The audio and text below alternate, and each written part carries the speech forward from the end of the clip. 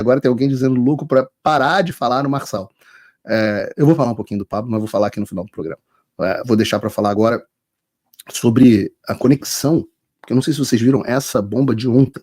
Essa foi muito louca. O Mark Zuckerberg finalmente admitiu que o governo Biden pressionou o Facebook. Prestem atenção nessa notícia. O governo Biden, não é palavra do Paulo, eu passei anos falando que havia censura das redes sociais, né? Aí eu discutia com o pessoal na Jovem Pan, já estava na Jovem Pan. Isso é teoria da conspiração, não tem censura nenhuma. Eu não vou fazer aqui ficar. Mas lembrem da Mônica Bergamo dizendo que não havia censura na Jovem Pan, que na verdade a Jovem Pan estava sendo beneficiada pelo algoritmo. Lembram da campanha tentando brigar contra a Jovem Pan? Agora, nesse momento, a gente aí com 20 e poucas mil pessoas nos assistindo, e era tudo teoria da conspiração, E agora a gente tem o próprio Mark Zuckerberg falando. E o que ele disse, né? Em uma carta enviada ao Comitê Judiciário da Câmara dos Representantes dos Estados Unidos, esse é o mesmo deputado querido, Jim Jordan, que divulgou as decisões do Alexandre, que começou os chamados, que às vezes as pessoas chamam de Twitter Files, né, os arquivos do Twitter, mas foram as decisões do Twitter feitas pelo Alexandre, foram divulgadas por esse mesmo deputado. Então, aí esse deputado, Mark Zuckerberg, fez revelações sobre a pressão que a empresa sofreu por parte do governo Biden para censurar certos conteúdos relacionados à Covid e ao caso do laptop Hunter Biden. 2 casos que a gente noticiou bastante aqui, os conservadores faziam muito. Eu vou perder um segundinho aqui lendo a carta para vocês, né? Ao honorável Jim Jordan, o presidente do Comitê Judiciário da Casa dos Representantes dos Estados Unidos. Presidente Jordan, eu agradeço o interesse do comitê na moderação de conteúdo em plataformas online. Como você sabe, a Meta produziu milhares de documentos como parte da sua investigação e disponibilizou uma dúzia de funcionários para entrevistas transcritas. Ou seja, isso é o Congresso dos Estados Unidos fazendo aquela investigação que eu disse que o Brasil entrou na esteira, né? Além da nossa cooperação com a sua investigação, agradeço a oportunidade de compartilhar o que eu tirei desse processo. Há muita discussão agora sobre como o governo dos Estados Unidos interage com as empresas como Meta. Quero deixar claro que a nossa posição, eu quero deixar clara a nossa posição. As nossas plataformas não são para todos. Estamos promovendo o discurso e ajudando as pessoas a se conectarem de forma segura. Como parte disso, ouvimos regularmente de governos ao redor do mundo e outros com várias preocupações sobre o discurso público e a segurança pública. Isso inclui especificamente o Brasil, né, que é um dos mais, que a Meta tem termo de acordo, de conduta e etc, etc. Em 2021, altos funcionários do governo Biden, incluindo a Casa Branca, pressionaram repetidamente as nossas equipes por meses para censurar certos conteúdos sobre a Covid-19, incluindo humor e sátira, e expressaram muita frustração com as nossas equipes quando nós não concordamos. Deixa eu repetir o que está sendo dito aqui. O dono da Meta, financiador do Partido Democrata, está dizendo, numa carta pública ao Congresso dos Estados Unidos, que o governo do Joe Biden, o governo da esquerda americana, pressionou repetidamente as equipes por meses para censurar conteúdo sobre a Covid-19, incluindo humor e sátira. No final, aí a diferença para o Brasil, né? Agora vai entrar a diferença no Brasil. Porque ele diz o seguinte: no final das contas, foi nossa decisão remover ou não o conteúdo. E somos donos das nossas próprias decisões, incluindo as mudanças relacionadas à Covid-19 que fizemos em nossa aplicação na esteira dessa pressão. Ou seja, eles assumem a responsabilidade. Acredito que a pressão do governo estava errada e lamento não termos sido mais francos sobre isso. Ou seja, lamenta ter escondido do público. Também acho que fizemos algumas escolhas que, com o benefício da retrospectiva e de novas informações, não faríamos hoje. Ou seja, hoje todo mundo já sabe que as bostas que a velha mídia empurrava goela abaixo, sua goela abaixo sobre a Covid-19, e que nós não podíamos sequer falar nas redes sociais contra, eram falsas. Como eu disse às nossas equipes na época, sinto fortemente que não devemos comprometer nossos padrões de conteúdo devido à pressão de qualquer governo em qualquer direção. Ouviu, Moraes? Estamos prontos para reagir se algo assim acontecer novamente. Eu espero que vocês façam os mesmos no Brasil, porque no Brasil vocês estão obedecendo todas as ordens do Alexandre e quem contrariou foi o X. Será que vocês vão tomar Mark Zuckerberg? Será que vem uma postura assim do Mark Zuckerberg? Já imaginaram Instagram, WhatsApp e Facebook saindo do Brasil? É o que diz aqui o Mark Zuckerberg. Vou repetir. Estamos prontos para reagir se algo assim a pressão de qualquer governo em qualquer direção, acontecer novamente. Ele continua, não é só a Covid. Em uma situação separada, o FBI nos alertou sobre uma potencial operação de desinformação russa sobre a família Biden e a Burisma na preparação para a eleição de 2020. Naquele outono, quando vimos uma história do The New York Post relatando alegações de corrupção envolvendo a família do então candidato presidencial democrata Joe Biden, enviamos essa história para verificadores de fato, quem fez o meu curso sabe que verificadores de fato são todos dominados pela esquerda, para revisão e rebaixamos temporariamente, enquanto esperávamos por uma resposta. Desde então ficou claro que a reportagem não era desinformação russa. Em retrospecto, não deveríamos ter rebaixado, que eles querem dizer shadow ban, escondido. Lembra quando diziam para você que não existia negócio de shadow ban? Ele está admitindo na carta.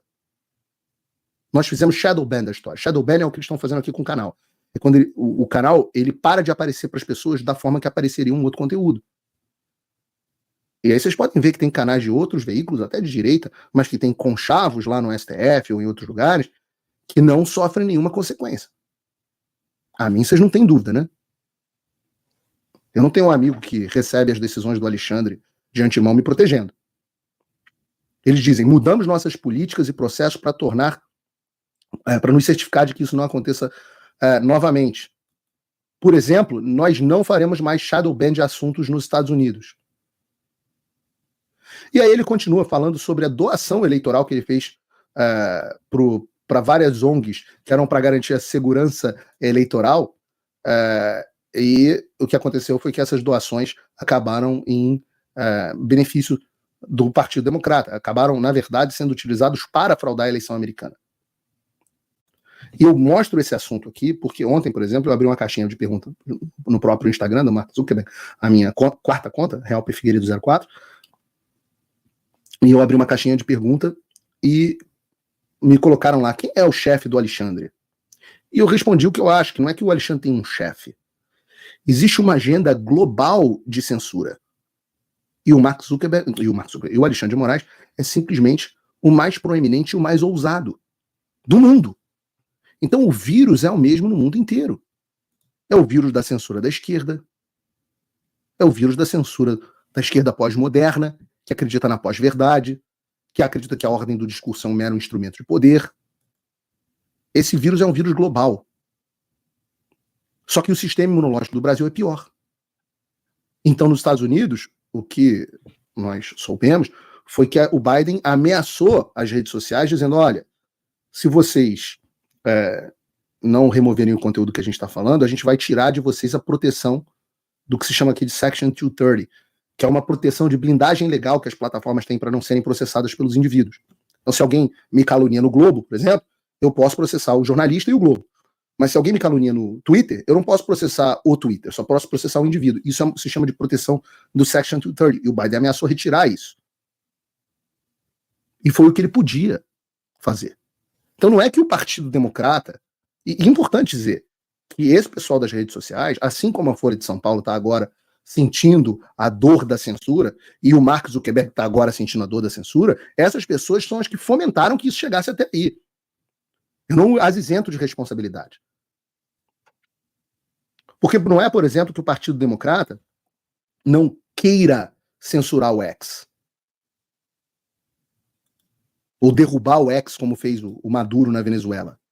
Ou mandar prender o diretor do X, como fez o Alexandre de Moraes. Ou prender, efetivamente, o fundador do Telegram, como fizeram os franceses. A França, de onde, aliás, o Rumble já tinha saído. Né? Justamente você vê. É o cumprimento da ameaça, né? Porque o fundador do Telegram foi preso sendo responsabilizado por ações de terceiros na plataforma dele. Não é que ele deixou de remover, é que permitiu. E isso é um aviso para o Elon Musk, que eles vão tentar alegar que o Elon Musk também permitiu trocas de conteúdo. E esse é o problema. Não é que eles, por exemplo, se eles tivessem o poder para mandar o opositor para campo de concentração, como fazem os chineses, os franceses teriam feito. O Partido Democrata, se pudesse censurar jornalista, como fez o Alexandre, cancelar passaporte, se pudesse fechar o Rumble, se pudesse fechar o X, eles tinham feito. O vírus é global, é da esquerda do mundo inteiro. É que nas democracias consolidadas, isso fica mais difícil porque o poder é mais difuso, tem check and balance. E foi construído para ser assim. Na França, não. A França realmente é um país que o iluminismo francês não é o iluminismo britânico, né? E no Brasil você teve um homem que foi mais ousado do que qualquer um, e as instituições brasileiras, o sistema imunológico, os checks and balances não funcionaram. O Senado escalou, botaram banana na presidência do Senado, com apoio, inclusive, do Bolsonaro. O próprio presidente Bolsonaro não soube responder a esses avanços, tentou, como pôde, mas não soube contra-atacar esse tipo de coisa. Inclusive, indicou 2 ministros para o STF que compactuaram com essa agenda de censura, também não foram um freio e um contrapeso aos abusos do Alexandre de Moraes. E os militares botaram o galho dentro. Mesmo quando tiveram a oportunidade de agir, dentro da lei, dentro do império da lei, não agiram. Então o sistema imunológico do Brasil não funcionou. Daí o cara cresceu, virou esse monstro, que parece que a gente está na Venezuela, no Brasil, porque o sistema brasileiro não teve anticorpos. Mas isso traz também uma oportunidade, que eu diria, grande nessa situação, porque nós temos, ao contrário dos Estados Unidos, onde a coisa está difusa no FBI, você vê a administração Biden, Deep State, etc., uma coisa muito enraigada. No Brasil, justamente por essa ousadia, por ter uma figura que capturou o que aconteceu, a gente tem uma figura única para bater, para derrubar. E não é que vai resolver o problema global, mas vai, como o Homero disse agora há pouco, essa é uma luta que não vai parar, mas a gente vai mandar um aviso. E esse aviso é para os tiranos do globo inteiro. E a gente vai servir de exemplo para o mundo inteiro. Que quem for tão ousado, fizer o que o Alexandre fez, vai sofrer as consequências. Mas o povo tem que fazer a sua parte. Tem que assinar o abaixo-assinado do impeachment. Tem que ir para as ruas no 7 de setembro. Tem que cobrar os parlamentares, tudo que eu estou dizendo aqui. E não perder tempo com assuntos estúpidos. A gente está encerrando o programa e eu quero saber com vocês, ainda devo falar de Pablo Marçal?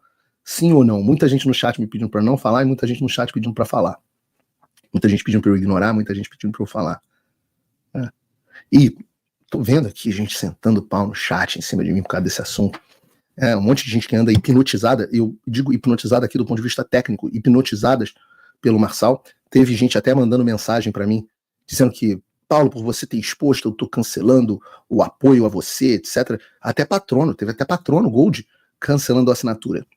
E eu quero dar um recado muito importante para as pessoas. Chama a câmera 2 aqui, Bruno. Quero dar um recado aqui para a audiência. Para você que tá me pressionando, falando que vai retirar apoio, vai retirar patrocínio, caguei para você. Caguei. Isso não é arrogância. Se você acha que você compra as minhas opiniões com apoio, você pode ir para PQP. De forma muito clara, igual o Elon Musk. Eu não sou rico igual o Elon Musk, né? O Elon Musk deixou uma frase: se você acha que você vai me comprar no dinheiro de anunciante, vá para PQP. Eu tô dizendo para você que acha que vai me comprar com apoio, você pode chegar com apoio aqui, porra, com um checão de 1 milhão. A minha opinião é minha opinião. Vocês vão quebrar a cara. Primeiro eu tenho que dar uma má notícia para vocês. O meu número de apoios na semana passada para essa semana aumentou. Então, para cada apoio que eu perdi, graças a Deus, vieram outros para substituir. Não é porque os gafanhotos do Pablo Marçal são mais barulhentos, para quem quiser entender a metáfora, que eles são os maiores animais do pasto. Né? Segundo, mesmo que, digamos, eu tivesse tomado aqui um tombo, tivesse perdido centenas de apoios, tivesse perdido todos os meus apoios, eu ia continuar, mesmo que eu não tivesse aqui com uma puta audiência no programa, eu ia dizer para vocês, eu ia continuar falando o que eu penso. E quem me acompanha aqui um pouquinho mais de tempo sabe que faz tempo que eu aprendi que não é para jogar para a plateia. Eu acredito que falar a verdade, que ao falar a verdade o melhor vai acontecer. A verdade com V maiúsculo. Eu sou cristão, eu acredito que Jesus é a verdade. Ele diz, eu sou o caminho, a verdade e a vida. Então a minha fé no Logos é a minha fé na verdade. Então o meu apoio, o meu acordo com quem me apoia é o seguinte. Esse é o meu acordo. Cláusula 1. Eu vou relatar todos os fatos com o máximo de realismo que eu conseguir. E eu vou te dar minha opinião honesta sobre esses fatos. Cláusula 2. Eu vou brigar até o fim pela sua liberdade. É só isso que eu tenho para te oferecer. Não tem cláusula de fidelidade a Bolsonaro, não tem cláusula de fidelidade ao público, e muito menos a Marçal, Marcel, Marcil. Então vou ter momentos que você vai me odiar, né? Eu Já estou acostumado. Lembra quando eu dizia que o Sérgio Moro era um picareta e eu apanhava que nem boi ladrão?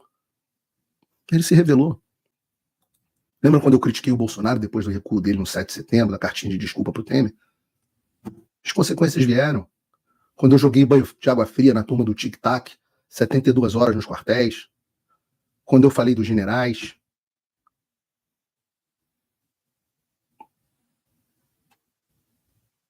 Lembra quando eu falei dos generais? Ah, meu Deus. Quando eu esculhambei o pessoal do 8 de janeiro pela burrice enorme que estavam fazendo.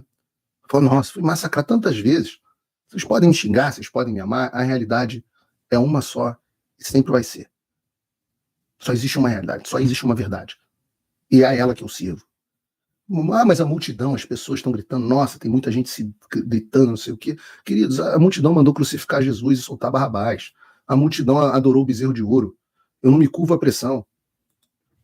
Eu não me curvo à pressão. Isso, o nome disso não é arrogância, não. É convicção. Né? Como Don Quixote, eu sei quem eu sou. Se você tem interesse nisso, você pode apoiar o meu trabalho no link na descrição. Tem duas formas de apoio a propósito. Você pode ser meu apoiador normal, com um pouco mais de $5 por mês, é uma quantia pequena.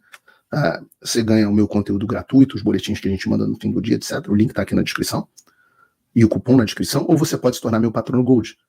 E os meus patronos Gold, pelo menos, estão mais bem informados. Eu pude dar mais elementos para eles. A gente tem o nosso grupo de WhatsApp. Semana que vem a gente tem, se não me engano, semana que vem a gente tem nossa reunião de patronos por Google Meets, né, Zoom. A gente vai ter em janeiro nossa reunião anual presencial. São pessoas que não só me apoiam, mas a gente troca, né? Existe uma troca. É uma quantia que, se você fizer o plano anual, de que é $500 por ano, dá pouco mais de $40 por mês.